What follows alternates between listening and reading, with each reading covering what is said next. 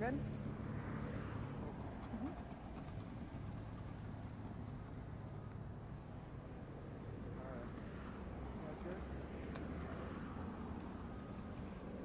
You good? Good? Okay, can we start off with your first and last name? Certainly. My name's Madison Polston.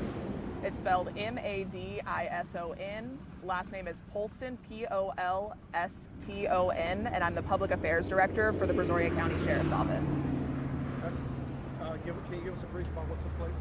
I certainly can. Early this morning, deputies responded to a call for service about an impending disturbance at a woman's residence where she was concerned for her safety. She had information that was credible that a suspect might be heading to her place of residence. Deputies were actually able to confirm that that suspect did have at least 2 warrants out for his arrest for assault. So deputies responded to the area and did not find the suspect at the woman's residence. However, they stayed in the area and began searching for the suspect.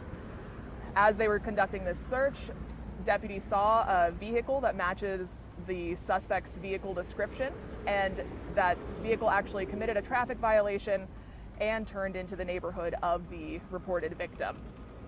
At that point, deputies attempted to make a traffic stop in which the suspect then initiated a pursuit. He was traveling at very high speeds, going the wrong way down a highway before he inevitably crashed into a ditch and took off on foot into a heavily wooded area. Whenever he took off on foot into this wooded area, deputies called for additional resources and set up a perimeter in order to safely apprehend this suspect without putting any additional risk to officers or the surrounding community. At that point, those resources were canines, drones, additional officers, everything that we could use to be able to take this suspect into custody safely. At that point, whenever deputies moved into the wooded area and attempted to take the suspect into custody, he presented a knife to them. And at that point, that was when at least 2 Brazoria County Sheriff's Office deputies fired upon the suspect. After the weapons were discharged, they took him to a safe area to conduct emergency medical services. He was then taken by Lifeline while they were doing CPR, where he was later pronounced deceased at the hospital, unfortunately. At this time, there were no major injuries reported by the deputies, and our deputies are always committed to keeping the Brazoria County citizens safe. There is a general policy that we will be following as well, that any Brazoria County Sheriff's Office deputy that is involved in a shooting is put on administrative leave while we conduct an internal and an external third-party investigation. At this time, the Texas Rangers are actually on scene, already beginning their investigation into this. Do we know if the fight took place close to each other, where deputies and the suspect were? Yes, the suspect actually presented the knife while deputies were attempting to put him into custody. So they were very close proximity.